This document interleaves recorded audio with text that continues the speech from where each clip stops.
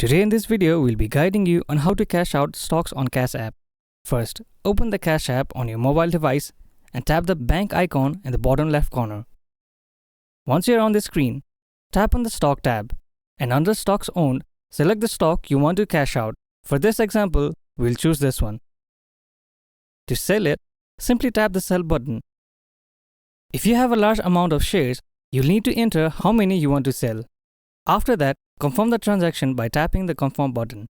It may take a little time to process.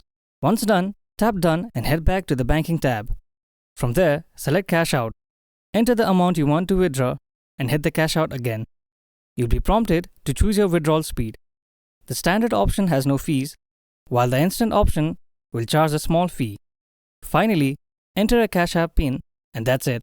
And that's how you can cash out stocks on Cash App. And that's how you can manage your direct deposit in the Pillowcity app. Thank you for watching. If you find this video helpful, please don't forget to give it a thumbs up and subscribe to our channel for more.